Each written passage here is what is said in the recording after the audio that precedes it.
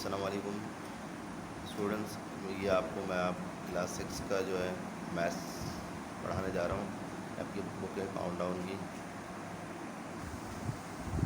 और स्टूडेंट, आज की क्लास में आप जो है चैप्टर 1 पढ़ेंगे, जिसका नाम है इंट्रोडक्शन टू सेट्स। सबसे पहले मैं आपको बताऊँगा सेट्स होते हैं क्या हैं। जैसा कि स्टूडेंट आप देख सकते हैं, ये बोर्ड पे डेफिनेशन लिखी हुई है सेट्स की। ये क्लास 6 का कोर्स है। इंट्रोडक्शन टू सेट्स चैप्टर है आपका। Sets sets is a collection of sets. A set is a well-defined collection of distinct objects which are called its elements. अच्छा, इसमें जो एक टर्म है well defined object. Well defined object का मतलब क्या होता है? वेल डिफाइंड जो ऑब्जेक्ट होते हैं उनका मतलब ये होता है well defined object has a specific properties, जिसको हम आइडेंटिफाई कर सकते हैं। जैसे मैंने एग्जांपल दिया आपको वॉवेल्स की। ये एक वेल डिफाइंड जो है ना ऑब्जेक्ट है, वॉवेल्स AEIOU। ये आपको सबको पता है। इस तरह से वेल डिफाइंड ऑब्जेक्ट में आप प्लैनेट्स की बात कर सकते हैं, वो भी एक वेल डिफाइंड ऑब्जेक्ट होता है। सोलर सिस्टम के अंदर प्लैनेट्स हैं, क्या वेल डिफाइंड ऑब्जेक्ट है। जैसे अब मैं आपको दूसरी एग्जांपल बताता हूँ जो वेल डिफाइंड नहीं है, तो ताकि आप डिफ्रेंशिएट कर सकें दोनों को। जैसे popular student in the class, अब इसमें वेल डिफाइंड नहीं है। इसकी वजह ये कि पॉपुलर स्टूडेंट की कोई वेल डेफिनेशन नहीं हो सकती। आप किसको पॉपुलर कह सकते हैं, किसको नहीं कह सकते। इस तरह जो इंटरेस्टिंग फूड, तो उसकी भी कोई जो है ना आप वेल डिफाइंड जो है ना डेफिनेशन नहीं हो सकती, क्योंकि कुछ फूड्स किसी को पसंद होते हैं, किसी के लिए अलग होते हैं। आप जैसे प्राइम मिनिस्टर ऑफ पाकिस्तान जितने भी हों का सेट है, तो ये इसमें वेल डिफाइंड है। अच्छा, एक और एक इम्पॉर्टेंट चीज़ जो है, सेट को हम हमेशा एक कैपिटल लेटर से डिनोट करते हैं। किससे? कैपिटल लेटर से डिनोट करते हैं। और उसको जो सेट्स के जो एलिमेंट्स होते हैं उसके मेंबर ऑफ द सेट्स कहलाते हैं या एलिमेंट्स ऑफ द सेट कहलाते हैं। जैसे ये वॉवेल्स का सेट है AEIOU, तो ये these are the elements of the set. AEIU elements कहलाएंगे। इसको हम हमेशा हम एक कर्ली ब्रैकेट के अंदर लिखते हैं। और सेट को ये सेट A कहलाएगा। इसको हम पढ़ेंगे सेट A है, जो कि वॉवेल्स का सेट है। अच्छा, इसी के साथ मैं आपको दूसरा कॉन्सेप्ट दे रहा हूँ बिलोंग्स टू का। अच्छा, बिलोंग्स टू, इसको एक हम ग्रीक लेटर से डिनोट करते हैं। इसको हम लिखते हैं कुछ ई की तरह से, हमारा थोड़ा डिफरेंट होता है। एप्सिलॉन पढ़ते हैं इसको, ये ग्रीक लेटर्स हैं। The elements of the set are said to be belongs to the set. यानी कि सेट के जो एलिमेंट्स होते हैं, जैसे हमें एग्जाम्पल हम इसी सेट की एग्जाम्पल लेंगे वॉवेल्स की। अगर इसके अंदर ये सेट A है, इसके एलिमेंट्स AEIOU है, तो उसको हम बिलोंग्स टू द सेट कहेंगे। जैसे E जो है ये बिलोंग्स टू A है, यानी कि E इस सेट के अंदर मौजूद है, इसलिए बिलोंग्स टू A है। अब B नॉट बिलोंग, तो हमने बिलोंग का जो साइन एप्सिलॉन जो साइन है बिलोंग्स का, उसको हमने कट कर दिया। इसको हम पढ़ते ही हैं कि B जैसे नॉट बिलोंग टू A। इसमें A के अंदर B मौजूद नहीं है, एलिमेंट B मौजूद नहीं है। इसी तरह हमने A बिलोंग्स टू A, मतलब इसमें जो वॉवेल है A, वो इस सेट A के अंदर मौजूद है। इसी तरह D बिलोंग्स टू A, इसी के अंदर D इसके अंदर नहीं मौजूद है। D is not belong to A। आप देख सकते हैं वॉवेल्स के सेट में D नहीं होता, इसके अंदर D is not belong to A।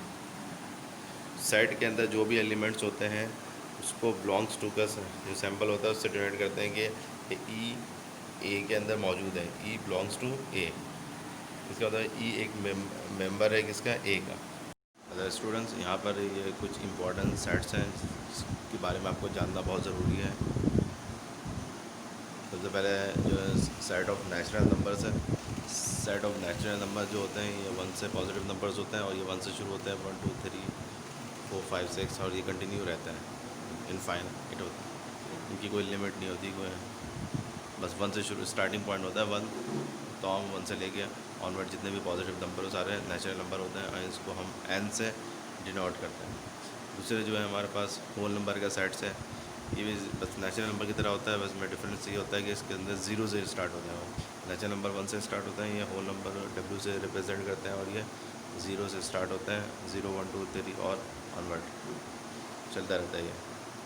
और इसके अलावा फिर सेट्स ऑफ इंटीजर्स हैं। इंटीजर्स इसके अंदर इसको Z से हम डिनोट करते हैं, और इसके अंदर तमाम नंबर्स आते हैं, पॉजिटिव नेगेटिव तमाम नंबर्स इसके अंदर मौजूद होते हैं। इसको हम इससे डिनोट करते हैं Z से। पॉजिटिव नेगेटिव तमाम नंबर्स इसके अंदर होते हैं। तो +1 भी होता है, -1 भी होता है, +2 -2 सारे नंबर। और ये भी इसकी भी कोई एंडिंग नहीं होती, इनफाइनाइट होता है। फिर तीसरा जो चौथा हमारे पास है प्राइम नंबर का सेट। प्राइम नंबर आपने बचपन में भी पढ़ा होगा। प्राइम नंबर वो नंबर होते हैं जो सिर्फ अपने टेबल से डिवाइड होते हैं, किसी और टेबल से डिवाइड नहीं होते। जैसे टू तो 2 से डिवाइड हो सकता है, किसी और नंबर से डिवाइड नहीं हो सकता। 3 भी 3 से डिवाइड हो सकता है, किसी और नंबर से डिवाइड नहीं हो सकता।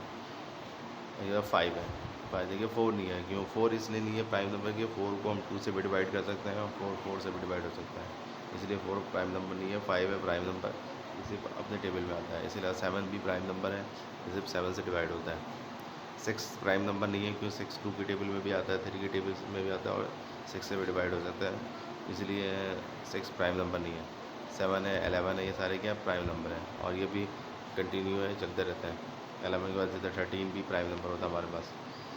इसके बाद हमारे पास ऑड नंबर का सेट है। ऑड नंबर के सेट जो होते हैं हमारे पास, वो नंबर्स जो कि 2 से डिविजिबल नहीं होते हैं, जैसे 1 3 5 7 9, जो 2 की टेबल में हम कह सकते हैं नहीं आते या 2 से डिवाइड नहीं होते, सारे ऑड नंबर्स होते हैं। और इवन नंबर इसी तरह वो होते हैं जो कि 2 से डिविजिबल हुआ होते हैं, जैसे 0 2 4 6 8 ऑनवर्ड चलते रहते हैं।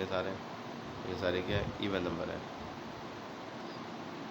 अच्छा, फिर हमारे पास ये काफ़ी इंपॉर्टेंट एक सेट है, रैशनल नंबर का सेट। अब देखिए इसको थोड़ा डिफरेंट जो है अंदाज में लिखा गया। अच्छा, एक और एक इम्पॉर्टेंट चीज़, सेट को लिखने के डिफरेंट तरह के नोटेशंस कहलाते हैं, वो तरीके होते हैं। ये जो हमने इस रैशनल नंबर को लिखा है, ये हमने जो हमने ये सेट बिल्डर फॉर्म में लिखा है, और इससे पहले वाले जितने भी सेट थे वो सारे जो है वो टेबुलर फॉर्म में थे। अच्छा, ये कुछ इस तरह से लिखा हो गया है, लिखा हुआ है कि इसको हमने क्यू से डिनोट किया है। एक्स लिखा हुआ है, ये स्ट्रेट लाइन का मतलब होता है सच डैट, इससे बढ़ता है x such that x equal to P upon Q, यानी कि एक्स दो इंटीजर पी अपॉन क्यू के इक्वल है और पी और क्यू जेड के इक्वल है, और जेड से बिलोंग करते हैं। जेड से क्या करते हैं, बिलोंग करते हैं, यानी कि पी और क्यू क्या है, वो हमारे पास क्या है, इंटीजर्स हैं। वो 1 2 3 4 5 6 कुछ भी हो सकते हैं, पॉजिटिव नंबर भी हो सकते हैं, नेगेटिव नंबर भी हो सकते हैं। मगर इंपॉर्टेंट ये है कि क्यू जो है वो ज़ीरो नहीं होगा, क्योंकि इंटीजर अब मैं आपको पता है ज़ीरो से शुरू होता है। तो मगर इसमें ये बताया गया कि क्यू ज़ीरो नहीं है, ज़ीरो के अलावा कुछ भी हो सकता है, 1 भी हो सकता है, 2 भी हो सकता है, ये सारे। तो इसको हम क्या कहते हैं, रैशनल नंबर कहते हैं। अब आसानी में समझने के लिए आप समझना चाहें तो रैशनल नंबर वो होते हैं जिसको हम फ्रैक्शन में डिनोट कर सकते हैं। ये देखें, जैसे 3/2 ये रैशनल नंबर है। 5 भी एक रैशनल नंबर है, क्यों 5 के नीचे अगर हम नहीं भी कुछ लिखे तो 1 होता है। अगर एक 3 है नंबर हमारे पास, 4 है, ये सारे क्या है, रैशनल नंबर कहलाएंगे। जैसे 7/3 के रैशनल नंबर है। जो भी जिन नंबर को भी हम फ्रैक्शन में लिख सकते हैं वो क्या कहलाता है, रैशनल नंबर कहलाता है।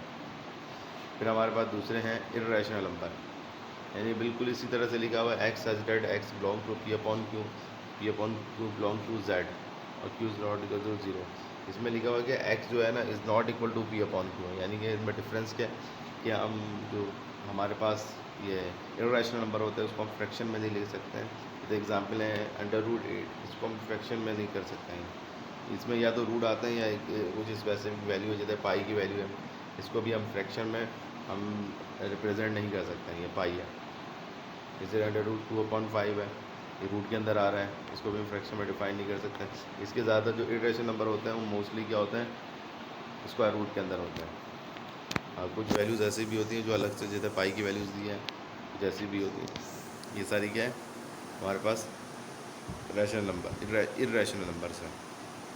अब हम सेट नोटेशंस के बारे में पढ़ेंगे। ये नोटेशंस होते हैं क्या, notation is use to help define the elements of a set, यानी कि एक सेट के जितने भी एलिमेंट्स होते हैं उसको डिफ़ाइन करने के लिए नोटेशंस यूज़ करते हैं। डिफरेंट नोटेशन जो है सेट्स के अंदर यूज़ होते हैं। ये 3 जो है ना नोटेशंस के बारे में मैं बात कर रहा हूँ। टेबुलर फॉर्म में, आपको टेबुलर फॉर्म जो सबसे ज़्यादा इंपॉर्टेंट है, पॉपुलर है, क्योंकि कैलकुलेशन जो हम करते हैं तो टेबुलर फॉर्म में ही करते हैं। टेबुलर फॉर्म में देखें, टेबुलर फॉर्म में लिखा हुआ है the A is equal to curly bracket में ABC हमारे पास लिखा हुआ ये सेट है, हमने उसको डिफ़ाइन किया है टेबुलर फॉर्म के अंदर। इसी सेट को अगर हम डिस्क्रिप्टिव फॉर्म के अंदर जो दूसरा तरीका है उसमें हमने लिखा A equal to the set of first 3 letters of English alphabets.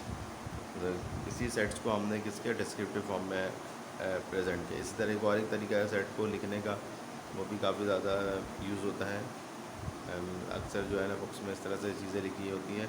Set builder form, set builder form में लिखा हुआ है ए इक्वल टू एक्स लिखा हुआ है, फिर स्ट्रेट लाइन सच डेट कहलाता है। X such that is an odd number, odd integer, यानी कि एक्स ऑड इंटीजर है। ये 13579 है। ये तीसरा तरीका है। इसमें सबसे ज़्यादा जो इम्पोर्टेंट है वो फर्स्ट जो मेथड है कैलकुलेशन वो यूज़ होता है, और तीसरा इसलिए कि ये अक्सर जो है ना सेट बिल्डर फॉर्म में आपको सेट गिवन होते हैं।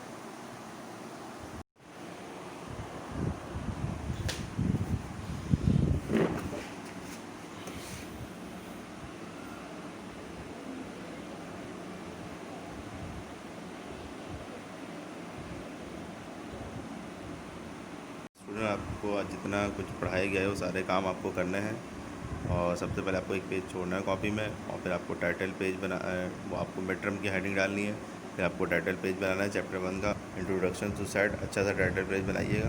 ये जितने बुक में आपके कुछ कलरफुल कुछ बने हुए हैं, इस तरह भी कुछ बना लें तो अच्छा है। और इसके अलावा आपको जितना कुछ कराया गया आज वो सारे काम करके आप जो है ना स्कूल में सबमिट करवा दें, ताकि आपके काम जो है ना चेक हो जाए।